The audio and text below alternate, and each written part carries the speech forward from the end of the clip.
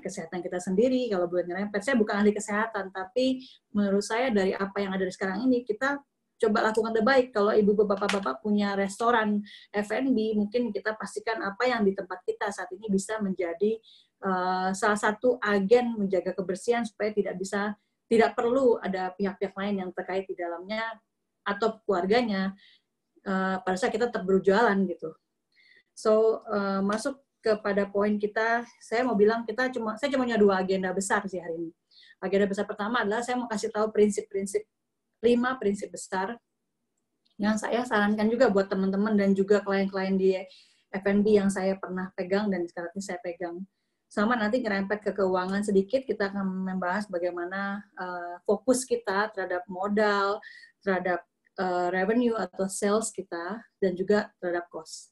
So, saya bagikan pertama mengenai 5 basic principle dulu. 5 basic principle kita itu kita mulai dari stay positif. Mungkin slide-nya boleh digeser dulu sebentar.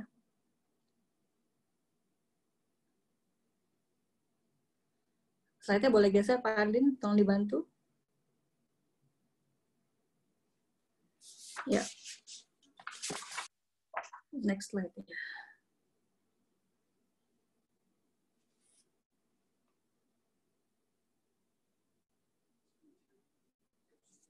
Oke, slide-nya belum geser. Maaf ya, sebentar ya. Oke, sambil nunggu slide-nya, saya siapin nanti kalau mau baca juga bisa. Ini ada slide 5 slide, nanti ada slide situ. Yang pertama, saya mau kasih tahu prinsip pertama dari 5 adalah prinsip kita adalah stay positif. Kita harus selalu stay positif. Pertama, bagaimana kita memanage attitude kita, sikap kita dalam menyikapi keadaan ini. Menyikapi pandemi ini, kita harus positif. Kita percaya bahwa setiap kita pasti punya iman, kemudian kita juga punya keyakinan, dan ini nggak mungkin last forever. Jadi kita harus stay positif, dan pada saat kita stay positif, kita bisa ngelihat, bisa berpikir, bisa ngelihat kesempatan, bisa ngelihat opportunity, bisa ngelihat, bisa berenang bersama dengan pandemi ini untuk mencari celah-celah yang bisa kita lakukan. Tapi kalau kita ikutan panik, kita ikutan pusing, walaupun itu kenyataannya memang di luar sana atau salesnya memang turun, tapi kita harus tetap positif bahwa, dan sehingga kita bisa meyakinkan dan memastikan bahwa cash flow kita pun tetap positif. Dengan cara apa? Pikirin kreatif-kreatif, masuk ke dalam poin kedua, di mana nanti poin kedua saya akan jabarkan juga mengenai intuitif. Bagaimana kita harus bisa punya intuisi yang cukup kuat di saat-saat ini. Pada saat kita positif, pikiran kita positif, kita akan berpikir apa sih yang bisa kita lakukan, apa yang kita punya insting kita lakukan. Contohnya, dengan memakai Mocha dan memakai jurnal, otomatis kita bisa mempunyai database yang cukup kuat, baik database produk-produknya, database masyarakatnya, user pelanggannya, dan juga kita bisa nonton berita, lihat berita, ngelihat forward-forwardan orang, mungkin ngeliatin inovasi orang lakukan. Feeling apa yang Anda rasakan, intuisi apa yang bisa Anda pikirkan. Contohnya, sekarang pabrik baju bisa bikin pabrik ABD. Jadi intuisi, kenapa? Kalau dia stay bikin baju, siapa yang mau pakai bajunya gitu. Tapi kalau dia nggak bikin baju juga sekarang, begitu nanti pandemiknya selesai, di masa bulan Juni pandemik selesai misalkan, atau pas mau lebaran selesai nih misalkan, segera dalam mudah-mudahan secepatnya, mereka nggak punya produk dong gitu. Nah, bagaimana mereka menyadari? Pakai insting Bapak Ibu yang paling mengenal bisnis Bapak Ibu sekarang, mengenal customer-nya, mengenal produknya Ibu Bapak Ibu sendiri. Kemudian prinsip ketiga, adaptasi, adaptif. Bagaimana kita bisa mengadjust dan kita bisa proaktif. Mungkin saya mau nyerempet salah satu klien kita juga perusahaan restoran saya nggak bisa sebutin nama ya. Jadi restoran Jepang ternama, dia selama ini punya prinsip bahwa tidak boleh makanan mereka di take away, hanya boleh makan di tempat dine-in. Tapi pada keadaan seperti ini, pandemik di mana restoran mereka ditutup, semua gerai-gerai mereka ditutup, mereka nggak bisa jualan dong kalau mereka prinsipnya semua harus dine-in. Jadi akhirnya mulai topik berubah bagaimana mereka beradaptasi dengan itu. Mereka mulai pikirin bagaimana sih mendekatkan yang jauh. Maksudnya mendekatkan pelanggan-pelanggan yang jauh. How to reach them, segala macam itu mereka pikirin. Dan mereka harus lebih aktif. Mungkin bagaimana menyikapi orang pada takut mau makan di luar, takut penularan terjadi dari tangan, dari rambut, dari baju. dari mata, dari anything, even dari packaging, even dari plastik. So, bagaimana kita adjust dan kita proaktif di situ. Kemudian poin keempat, prinsip yang keempat adalah mengenai being kreatif. Jadi kita harus being inovatif dan kreatif. Kita diciptakan sebagai makhluk yang kreatif. Kita semua orang jangan bilang saya kurang kreatif. No, maybe kurang. Kalau mungkin dengan keadaan di squeeze seperti ini, kita akan jadi orang yang berpikir tadi tetap tenang dan berpikir apa yang bisa saya timbulkan ya, apa yang saya bisa lakukan di masa-masa ini. Mungkin kalau saya bilang yang tadinya nggak punya menu, kalau kalian buka menu ada mocha, dilihat nih data mocha, penjualan saya mocha. Ternyata penjualan saya paling tertinggi itu adalah makanan-makanan yang sifatnya basah. Maksudnya misalkan bami kuah, bakso gitu ya. Tapi pada saat seperti ini mungkin kita nggak bisa jual seperti itu juga. Di mana orang-orang tadi intuisi kita berkata, kita juga adjust bahwa waktu itu orang stay at home, mereka nyetok barang, mereka nyetok, takut dong. Apalagi mulai coba cerita ada PSBB segala macam, mulai tercetus idenya dan sudah disetujui juga oleh Menkes bahwa kita akan ada PSBB, mungkin orang takut, mereka nyetok makanan. Nah, kalau kita cuma jual bakso, misalkan, maaf ya, mau jual bakso, bukan mungkin ini ide juga buat Bapak Ibu sekalian. Pasal jual bakso, kalian tidak jual bakso dengan keadaan berkuah, mungkin dengan keadaan frozen. Dan dikasih tahu bagaimana sih mereka bisa nyetok dan bagaimana mereka memanasinya atau mereheatnya. Atau bahkan mendevelop new things pada saat barang-barang Bapak Ibu di menu yang laku itu sifatnya repot untuk di frozen. Bapak Ibu bisa create makanan-makanan baru dari stok-stok yang ada. Di mana makanan itu yang kita perkenalkan kepada mereka supaya mereka bisa punya inovasi-inovasi, bahwa mereka juga tahu bahwa kita berinovasi dan kita juga perkenalkan bagaimana kita nih menciptakan tadi adaptasi, bagaimana kita menjaga hygiene kita, bagaimana pelayan kita menjaga kehygienan segala macam. Nah, itu harus benar-benar kita juga pikirkan, prinsipnya harus punya itu basicnya. Dan yang kelima, kita harus decisive. Decisive itu bicara mengenai ambil tindakan cepat, reaksinya harus cepat, karena kalau kita terlalu lambat sedikit, cash flow kita bisa berantakan. Jadi kita harus berani ngambil keputusan. Misalkan nih contohnya, Bapak Ibu punya kios yang Bapak Ibu beli, bukan sewa loh, Bapak beli. Ternyata dalam waktu Bapak beli, Bapak udah nyicil 2 tahun, atau Bapak baru mulai usaha ini, Bapak Ibu baru aja nyewa tempat buat setahun ke depan. Baru aja saya ini beli peralatan loh, saya baru nambah karyawan loh, saya baru melakukan ekspansi loh. Nah, itu kita harus berani, decisive, memutuskan apakah keputusan ini keputusan yang tepat untuk mempertahankan mereka. Jangan terlalu lambat, juga jangan terlalu terburu-buru, tapi pasti dan yakinkan. Nanti contohnya lagi, bagaimana sih melihat kalau Bapak Ibu sewa ruko atau beli ruko untuk dicicil selama 10 tahun, ini saat yang tepat. Bagaimana sih kita menganggap itu keputusan, apakah kita harus teruskan, apakah kita restrukturisasi mungkin, atau kita lakukan perampingan mungkin, atau bahkan tutup tokonya, nggak perlu nyawa lagi untuk beberapa bulan ke depan.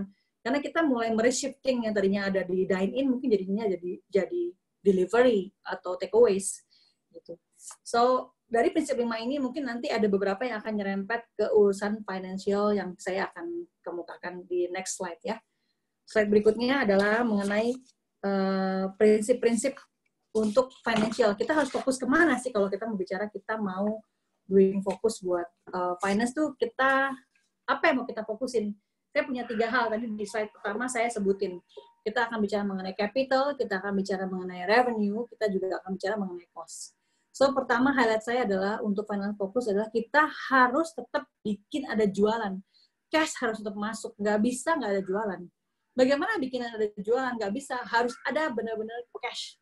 Cash ini tuh dipikirin bagaimana, walaupun nggak untung nggak banyak, kasih diskon mungkin nggak apa-apa, yang penting ada uang masuk untuk menjaga putaran cash flow.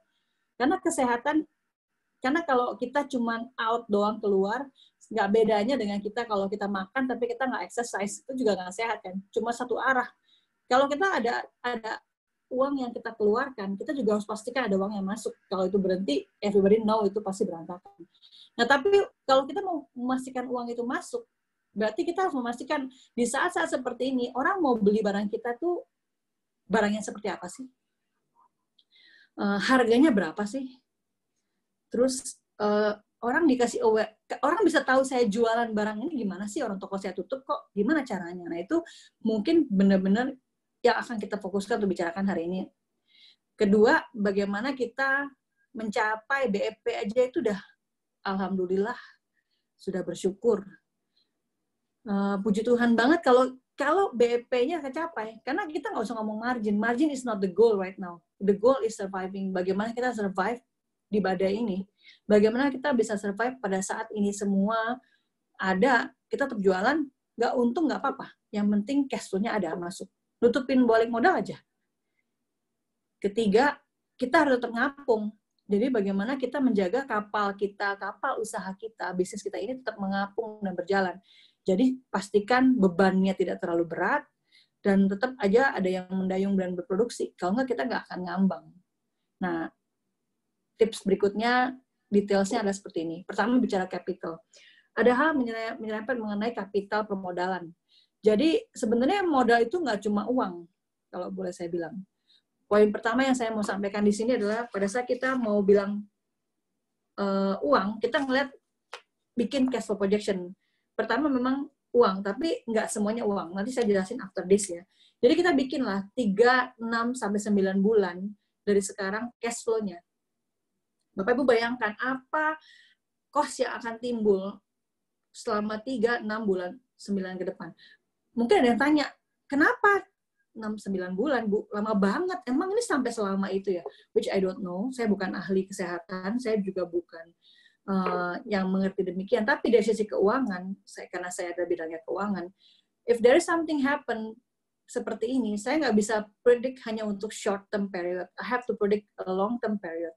Karena pada saat itu terjadi, pasti masih ada after badai itu masih ada after effect-nya. So kita harus tetap pikirin bagaimana sih bikin, kalau kita bisa bikin 9 bulan, that's even great. Kalau kita bisa bikin 6, oke. 3 ya, oke lah. Paling nggak ada ceritanya lah. Nah, saran saya sih Bapak Ibu bikin sampai 6 bulan minimum. Nah, diproyeksikan bagaimana sih proyeksi cash yang ada, sehingga Bapak Ibu tahu berapa sih kebutuhan cash yang ada.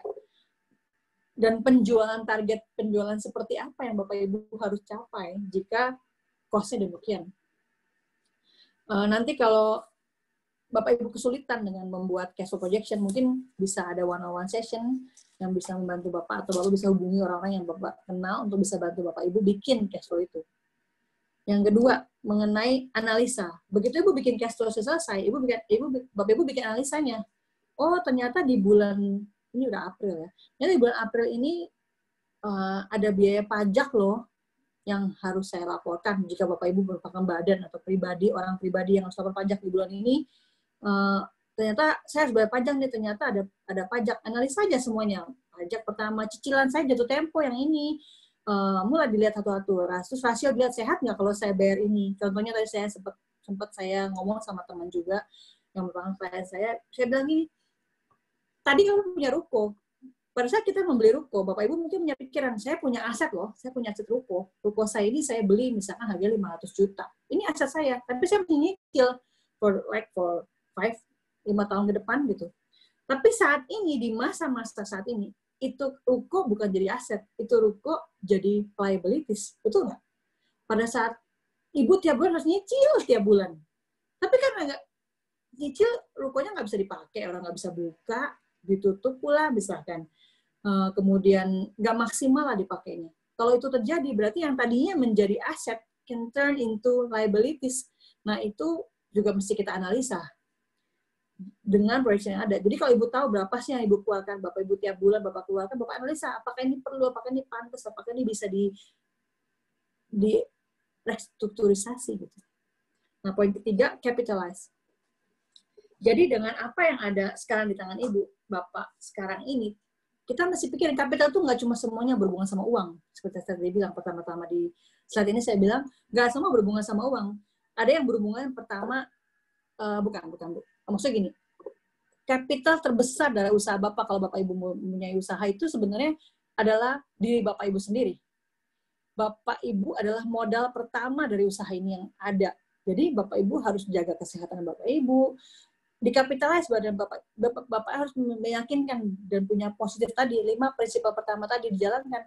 diyakinkan dan dipikirkan dengan baik apa yang Bapak punya ini dijadikan satu capital modal. Kedua, is your team. Kalau Bapak punya usaha yang sudah ada karyawannya, sudah ada restorannya, ada waitersnya, ada tukang masaknya, itu adalah aset Bapak juga. Jadi kalau dipikir-pikir, tapi saya tutup sekarang, gimana dong? Oke, mungkin bisa dipikirin bagaimana mengkapitalize dan merestrukturisasi tim-tim yang menjadi bukan tim inti. Contohnya kalau restoran masak, pasti dapurnya yang penting dong.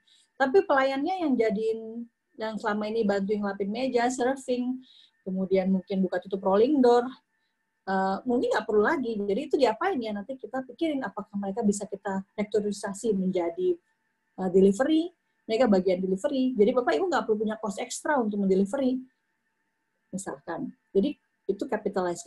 Ketiga, mengcapitalize aset Bapak yang benar-benar aset. Contohnya stok inventory. Coba dia kembali, apakah Bapak ini punya daging yang selama ini masih belum kepake, bakso yang masih frozen, atau bahan-bahan lain-lainnya, even bumbu-bumbu. Udah punya bumbu banyak, tapi tinggal beli daging misalkan jadi bikin rendang, gitu. Atau punya something else yang saya nggak tahu usaha Bapak Ibu sekarang seperti apa, tapi pasti kan punya inventory kalau kita merupakan F&B. Nah itu inventory dikelola, dicapitalize. Yang tadinya menjadi stok mati, dijadikan stok hidup, dan dibikin menu-menu baru. Dicapitalize bahan yang ada itu. Dan berikutnya yang keempat, capitalize yang keempat adalah bagaimana kita mengcapitalize kita punya network. Network itu terkait sama supplier kita, kemudian sama kita punya pelanggan. Itu merupakan modal Bapak. Kalau Bapak Ibu sudah punya pelanggan tetap, itu modal. Database yang ada itu modal.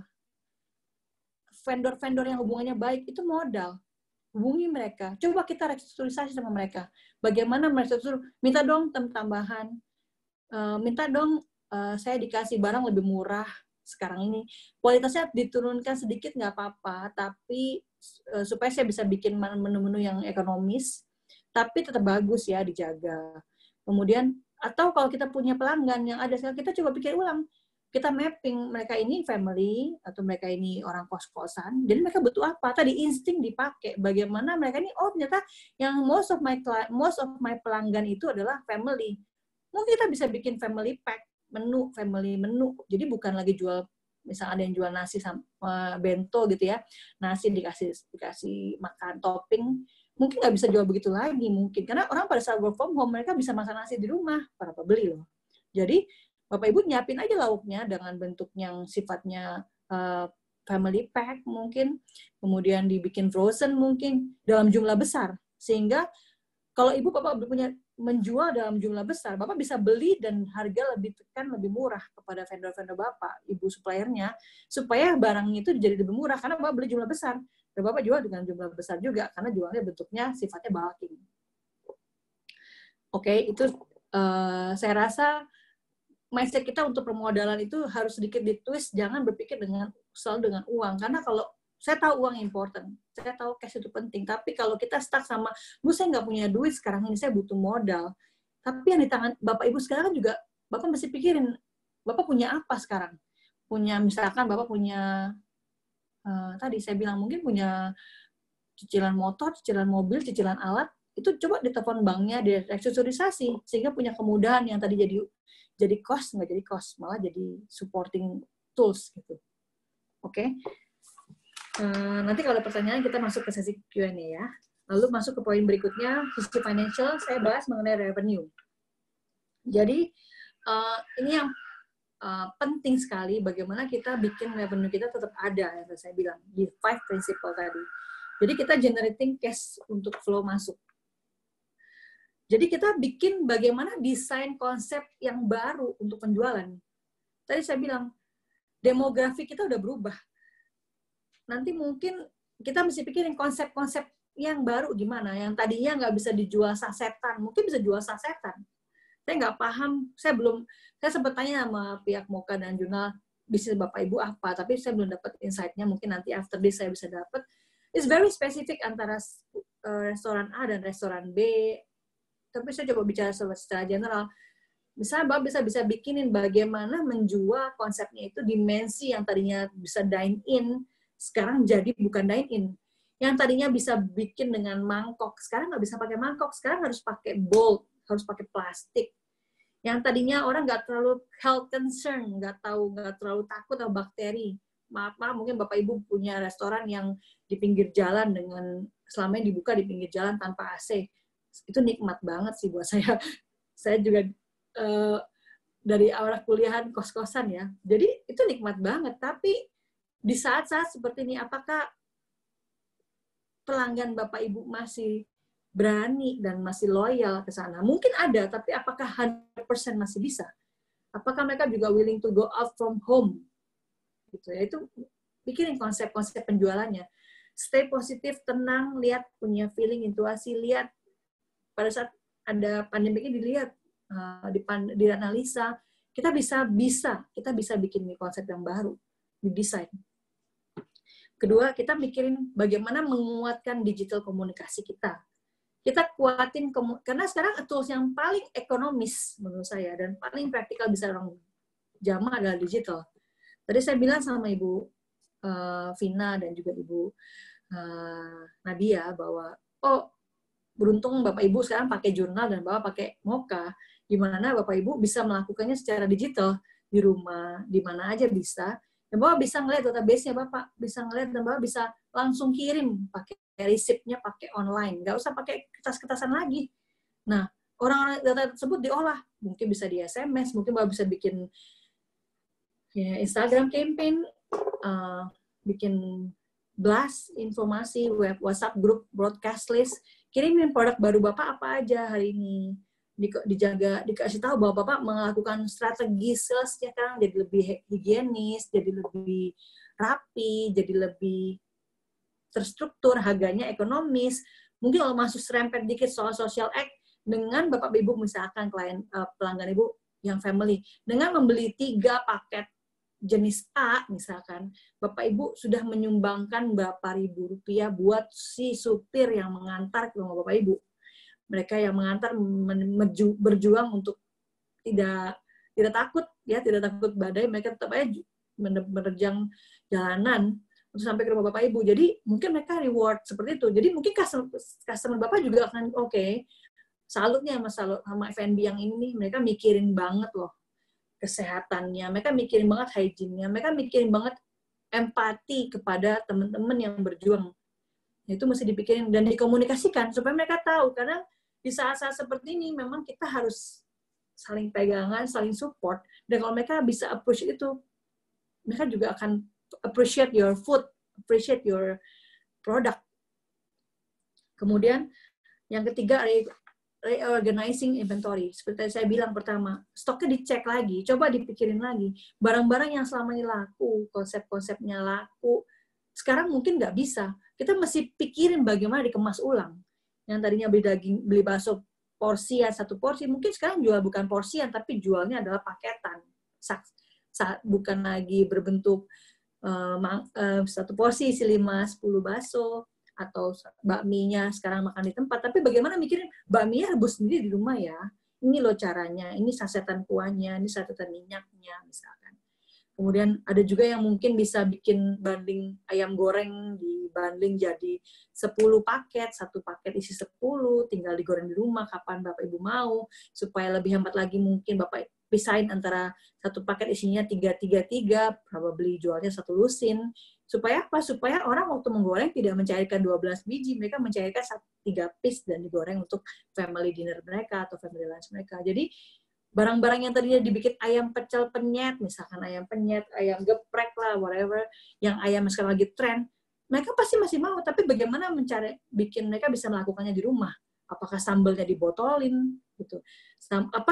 Atau Bapak Ibu jual sambalnya aja dipikirin. Yang keempat, itu bagaimana nyerempet sedikit mengenai demografik tadi. Bagaimana kita melihat demografik udah berubah, yang tadinya orang kerja di kantoran, kan saya bilang, mungkin kerja atau anak kuliahan, Bapak Ibu mungkin punya kantin atau punya restoran deket sama orang-orang itu, sekarang udah mereka nggak kerja, kantor pada kosong, 50% atau bahkan 70% orangnya udah nggak ada di rumah semua. Jadi bagaimana menjangkau, mungkin mereka di rumah juga mikir, aduh gue kangen loh gorengannya si A nih, gue kangen loh baksonya si Ibu B nih, gitu. Dan bagaimana sih bisa kita mengadaptasi dengan perubahan itu, dan kita bisa decisive sangat cepat untuk merealisasikan itu, mengeksekusikan itu. Kita mesti pikirin. Yang terakhir dari revenue, saya bicara badai itu kan pasti berlalu. Ini pandemi ini nggak mungkin selamanya. Pandemi bukan yang selamanya. Kalau pakai bahasa klise, this too shall pass. Semua juga akan berlalu, nggak mungkin stay seperti ini selamanya. Jadi yang saya mau bangkitin kita semua berpikir adalah, coba pikirin, pada saat ini semua badai sudah berlalu, Bapak Ibu mau restoran Bapak Ibu ini ada di mana? Mau di mana jadinya? Mau seperti apa? Itu Bapak mesti pikirin loh, Bapak Ibu. Apakah di masa-masa, let's say, saya berdoa secepatnya kita punya keadaan pulih secepatnya. Pada saat ini pulih, Bapak Ibu, kalau tidak segera terbang di atas badai yang ada di saat ini, nanti waktu badainya berhenti, Bapak Ibu ketinggalan era yang baru, di mana mungkin yang tadinya menunya cuma 10 tadinya sebelum ada badai menunya 10. Sekarang begitu tidak ada badai menunya 10 berubah jadi tinggal 5, kemudian ditambahin lagi 2 menu baru. Bagaimana sih membuat 7 menu ini tetap ada di pandemiknya setelah pandemik selesai? Apakah akan jadi 12 menu? Tadi kan 5 kurang 5 tambah 2. Apakah jadi 12 menu? Apakah setelah pandemi selesai, Bapak punya dine-in, restoran makan di tempat, tetap dibuka, reopening lagi, plus Bapak masih punya pendapatan dari delivery. Itu kan yang kita bisa lakukan sekarang. Itu akan bring the light in the tunnel. Kita yakin, nggak mungkin di selamanya seperti ini. Jadi, kalau Bapak Ibu tetap diam, tetap tidak bergerak apa-apa atau berkreasi, dan tidak menjalankan 5 prinsip tadi, Bapak akan ditemukan waktu datang after pandemic, 10 menu tadi belum tentu akan surviving, karena orang sudah berubah taste-nya, orang sudah berubah cara belinya, orang sudah berubah cara pikirnya. Jadi kita mesti prepare. Bapak Ibu pengen ada di mana mendaratnya pada saat ini badai berhenti. Restoran Bapak Ibu mau ada di mana, ada di level mana, dan mau dikenal sebagai apa kalau bahasanya nempel. Mau dikenal sebagai apa restoran Bapak Ibu ini? Usaha Bapak ini dikenal sebagai usaha yang inovatif, kreatif, usaha yang mengerti banget, yang harganya ekonomis tapi hygiene, mengerti loyal customer-nya, menghargai employee-nya. Misalkan, mau dikenal seperti apa, itu mesti ditulis lagi ya. Nah, yang poin ketiga, saya pindah ke poin ketiga, mengenai cost. Kalau bicara mengenai cost, saya selalu bilang bahwa ini merupakan momoknya, tapi kita bisa atasi kalau kita bisa mengerti dengan jelas bagaimana kita mereview. Jadi kita review tadi, dari Bapak pakai jurnal, Bapak pakai Moka, Bapak kan bisa kelihatan berapa sih cost yang timbul di luar operasional yang mungkin biaya sewa nggak masuk di Moka, tapi masuk di jurnal. Bapak bisa mereview, masuk kepada nge-review bagaimana kita bisa memilah-milah cost mana yang tetap ada, dipertahankan, tapi direstrukturisasi, cost mana yang perlu di-adjust, cost mana yang perlu benar-benar dipotong. Jangan lupa tadi, be bold, decisive. Jangan sampai Bapak Ibu nggak biar aja cost tetap ada. Padahal itu merupakan grogotin secara diam-diam. Saya bilang, Bapak punya ruko nyicil tiap bulan. Bukan berarti nggak boleh nyicil lagi. Tetap nyicil, tapi kalau dibiarin, Bapak tiap bulan keluar duit loh. Di saat bersamaan, cash in-nya apakah balance? Yang selama ini Bapak Ibu pikir, saya sanggup kok nyicil sebulan 500.000. Tapi gara-gara nggak ada revenue, apakah 500.000 masih bisa dicicil? Tadi restrukturisasi, dikurangi, diperpanjang, datang telepon ke bank. Hari-hari gini bank udah mulai bisa mengerti kita. minta cicilan diperpanjang. Yang tadi nyicil 20 tahun, udah cicil 10 tahun, tinggal 10 tahun, telepon lagi banknya, Bu, perpanjang dong 20 tahun lagi. They are okay with that. Coba diajuin lagi. Dijelasin ini kondisi yang memang mereka bisa lebih mengerti gitu. Yang kedua, simplify bisnis prosesnya. Yang tadi saya cerita, mungkin Bapak Ibu punya restoran, punya kios, tempat makan yang kerja 10 orang. 4 di dapur, 2 di cuci piring, misalkan gitu. 4 di pelayan restorannya, di front desk-nya, melayani, waiters, terima pesanan, 10. Sekarang dengan prinsip work from home atau restoran semua tutup, yang 5 ini ini sebenarnya udah nggak perlu kan, karena nggak ada cuci piring, nggak ada yang dilayani, ya kan. Tinggal 4 ini aja yang Bapak perlu pikirin. Bagaimana mengelola produk-produk yang ada jadi lebih baik, jadi lebih praktikal, jadi lebih hygiene. Mengontrol 10 orang daripada mengontrol 4 akan lebih baik mengontrol 4. Dan mereka tidak berdekatan, tidak bersenggolan, kita jaga jarak, tetap menjaga kesehatan mereka. Kita bisa shifting, yang tadi masuk 4, tinggal 4 tuker-tukeran. Kita juga bisa bilang bahwa yang 4 tetap di dapur. Yang ini bantuin dapur ya, yang ini sekarang mikirin bagaimana mendeliver apa yang mereka jual. Mereka deliverin. Perlu buka outlet khusus. Keliling rumah, yang keliling komplek. Kan nggak boleh keluar komplek. Dulu saya ingat tukang sayur zaman dulu, di pasar jual sayur, mereka kulahkan, mereka masuk ke komplek-komplek rumah loh, nawar-nawarin makanan. Misalkan itu possible, kenapa enggak? Asal seizin sama tempat lingkungannya, kita tahu kita punya kesehatan bersih, nawar dengan cara yang baik, di-packing dengan cara yang hygiene, mungkin bisa datang jemput bolanya, disimplify jadinya. Kemudian di-postpone investment plan. Jadi yang tadinya, aduh saya tuh baru aja mau buka restoran, atau saya baru aja buka restoran, Bu, baru aja nih baru. Ya, jangan putus asa, tapi jangan bikin yang baru lagi. Sementara jangan yang tadinya udah dibeli, udah lengkap Bu, saya udah lengkap sama peralatan saya Bu, tapi tinggal kursi, meja, jadi ntar aja lah itu misalkan ya. Atau ini saya baru mau expand, atau contoh, saya punya satu klien yang dia franchise dari luar negeri. Jadi franchise dari luar negeri itu mereka disyaratkan setiap tahun mereka harus bikin 5 tempat outlet yang baru. Jadi dalam mereka kontrak selama 3 tahun harus ada 15 titik outlet baru. Bayangkan pada saat itu terjadi, mereka baru jalan 2018, berarti sudah 10 outlet. Tapi tahun 2020 ini kan mereka harus bikin 5. Tapi dengan keadaan seperti ini, apakah mungkin bikin 5? Yang 10 aja tutup. Ya kan? Jadi bagaimana mereka mempospon investasi yang baru, walaupun mereka kemarin sudah mulai mapping, mungkin sudah mulai targeting.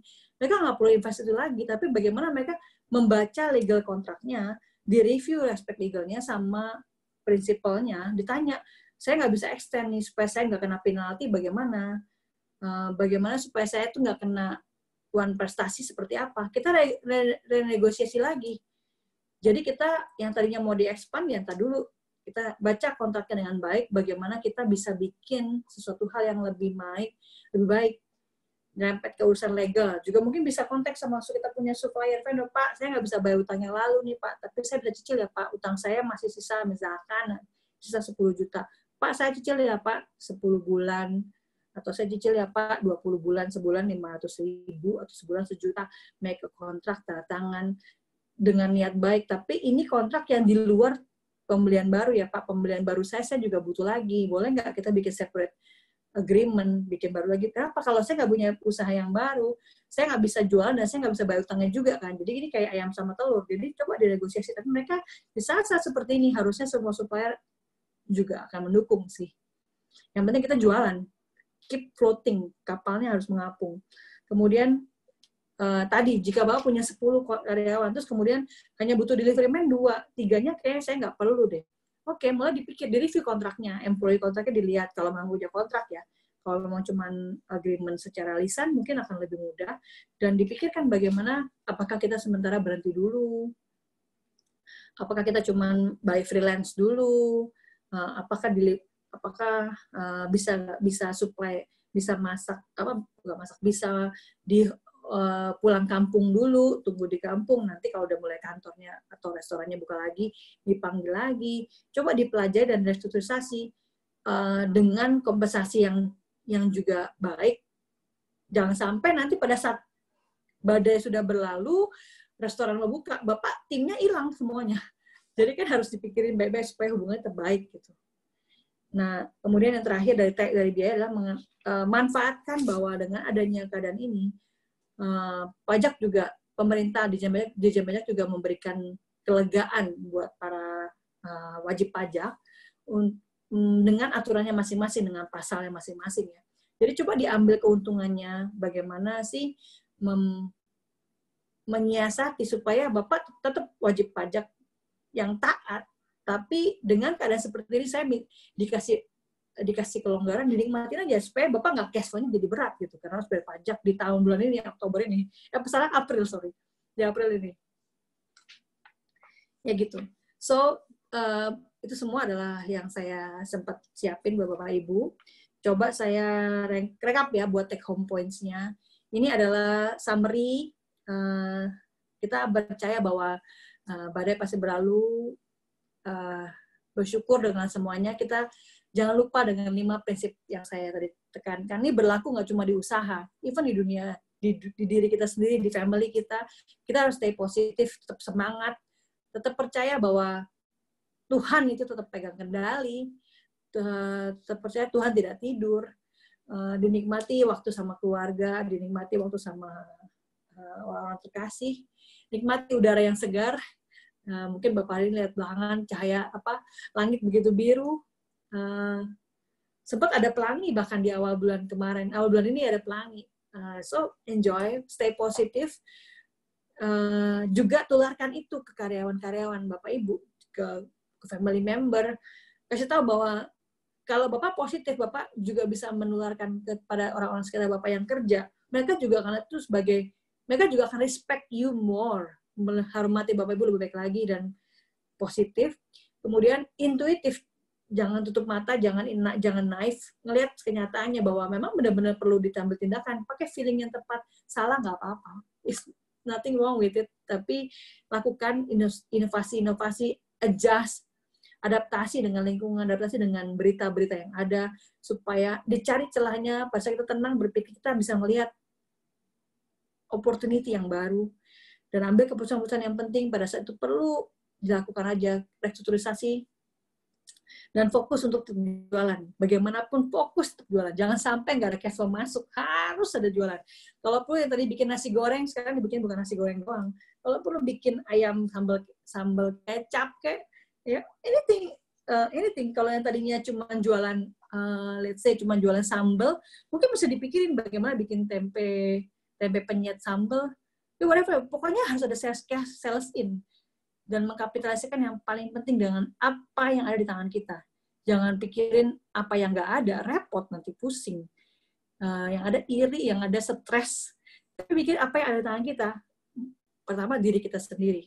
Kemudian orang-orang yang kita punya, barang-barang stok yang kita ada, brand nama kita punya, brand kita ini udah jualan, pelanggan kita udah ada gitu. Mungkin udah, Bu, saya restorannya baru, Bu. Saya belum punya semuanya itu. Oke, but you still have you. You still have your passion. Jangan hilang dengan semangat Bapak Ibu mau jualan. Still have passion doing it. Itu jadi modal yang paling utama. Tapi dengan cara berbeda. Ayo lakukan itu. Lalu restrukturisasi biaya-biaya yang ada dan biaya dan kos-kos yang bisa ditekan-tekan, yang bisa renegosiasi lagi. Gitu. So, that's it dari saya. Mungkin kalau abis ini ada yang masih kurang jelas atau masih butuh sesuatu yang saya bisa bantu, bisa hubungi saya atau hubungi di one-on-one business free consultation, nanti juga mungkin bisa engage. Kebetulan saya mewakili Maxicon, kita merupakan service juga untuk membantu perusahaan-perusahaan dan usaha-usaha seperti Bapak Ibu. Mudah-mudahan saya jelaskan bisa membantu memberikan satu semangat baru, pengharapan, dan stay positif, stay healthy, stay at home. Terima kasih ya.